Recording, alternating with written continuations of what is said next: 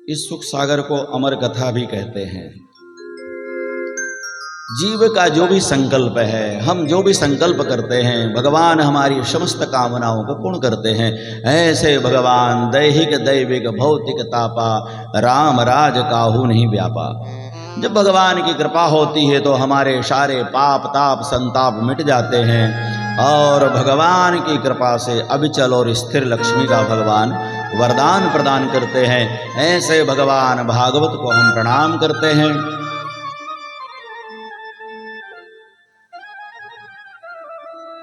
अवंतिका जी ना, अवंतिका जी, सुनील जी, परवानी परिवार और गुरबानी जिनका जन्म महोत्सव है, उनके लिए बहुत बहुत शुभकामना। भगवान अनेक विद्या कला उन्हें प्रदान करें और सारी दुनिया की सैर करें, ऐसी कामना करते हैं भगवान से। और अविचल स्थिर महालक्ष्मी का वरदान भगवान आपके परिवार को आपको प्रदान करें, ऐसी कामना करते हैं। सच्चिदानंद रूपाय विश्वोत्पत्त्यादि हेतवे तापत्रय विनाशाय श्री कृष्णाय वयं नुमः। भगवान के 3 प्रकार के स्वरूप का दर्शन कराया है। पहले परमात्मा सत हैं, फिर चित हैं और फिर आनंद हैं। इसलिए परमात्मा के नाम पड़ा है सच्चिदानंद। बोलिए सच्चिदानंद भगवान की जय। तो साच बराबर तप नहीं, झूठ बराबर पाप, और जाके हृदय साच है ताके हृदय आप। परमात्मा सत स्वरूप है। सत का मतलब सत्य, सत्यम ज्ञान अनंतम ब्रह्म। पहले परमात्मा के सत्य स्वरूप का दर्शन कराया, फिर भगवान के ज्ञान का और फिर आनंद का।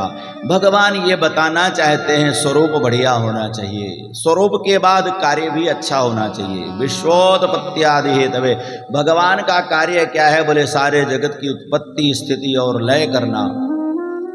पहले भगवान सारी सृष्टि का उपादान कारण बनते हैं, फिर पालन करते हैं और बाद में उसका संहार करते हैं। तो सारा जगत परमात्मा से ही उत्पन्न हुआ और उनके द्वारा ही इसका पालन किया गया और अंत में इसका ही भगवान के द्वारा इसका संहार किया गया। तापत्रय विनाशाय श्री कृष्णाय वयं नुमः।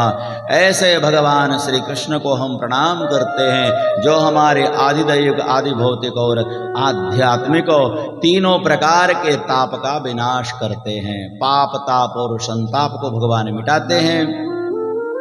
कभी कभी जाने अनजाने में भी कुछ गलतियां हो जाती हैं, कोई पाप हो जाता है, कभी पिछले जन्म का भी पाप होता है, कभी इस जन्म में भी हो जाता है। तो कहने का मतलब है संपूर्ण पाप को भगवान जला करके राख कर देते हैं और आपको पुण्यात्मा और धर्मात्मा बना करके भगवान सुख और समृद्धि का द्वार दिखाते हैं। ऐसे भगवान को हम प्रणाम करते हैं। यम प्रव्रजंतम अनुपेतम अपेत कृत्यम द्वैपायनो विरह कातर आजुहाव पुत्रेति तन्मयतया तरवोभिनेदुः तं सर्वभूत हृदयं मुनिमानतोऽस्मि। भगवान सुखदेव जी महाराज को प्रणाम किया गया। व्यास के नंदन भगवान सुख हैं। नैमिषारण्य तीर्थ का पवित्र किनारा है, वहां पर 88,000 ऋषि बैठे हुए हैं। नैमिषे सूतमासीनम अभिवाद्यो महामतिम कथा अमृत रसास्वादः कुशलः सौनकोरुभवीत। सनक सनंदन सनत और सनातन ये 4 कुमार हैं। इनकी आयु केवल 12 वर्ष की है, बड़े नहीं होते, छोटे रहते। 88,000 ऋषि इकट्ठे हुए, सबके मन में एक संकल्प हुआ, कथा अमृत रसस्वादः। कोई भगवान कैसी कथा रूपी अमृत का हम पान करें, जिनको सुनने के बाद हमारे जीवन के जो भी संकल्प हैं, जो भी कार्य हैं, वो सफल हो जाएं।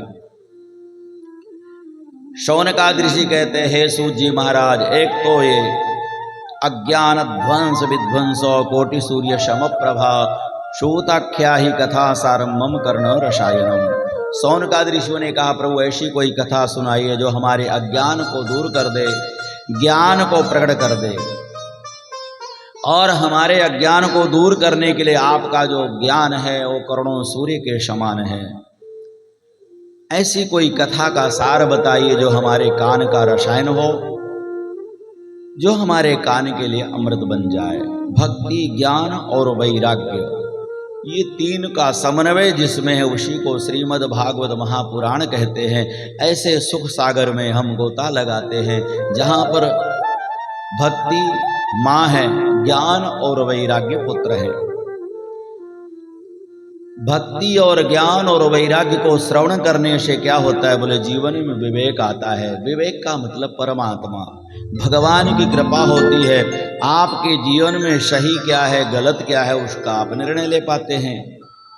तो कलयुग में एक तो लोगों की आयु बहुत कम है, समय कम है, संपत्ति का भी अभाव है और कार्य बहुत बड़े बड़े करने हैं। इसलिए शौनकादि ऋषियों ने कहा, प्रभु कथा का सार सुनाइए, हमारा जीवन पवित्र हो जाए। तस्मात् केनोत्युपायेन मनः कृष्णं निवेशयेत्। ऐसा कोई उपाय, ऐसी कोई कथा सुनाइए जिससे भगवान श्री कृष्ण हमारे हृदय में प्रवेश कर जाएं और हमारी मनोकामना पूर्ण हो जाए। श्रेयसाम यद भोक् श्रेयः पावनानां च पावनम कृष्ण प्राप्ति करम सस्वत साधनम तद बदाधुनाः। भगवान की प्राप्ति का सबसे उत्तम साधन जो है, ऐसी कोई कथा सुनाइए। बोले श्रीमद् भागवतम शास्त्रम कलौ केरेण भाषितम।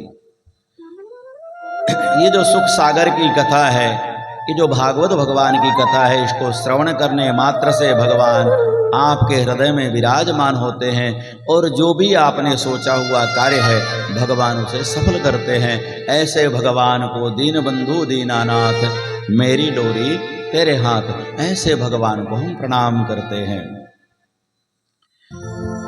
दुनिया में सबको कोई ना कोई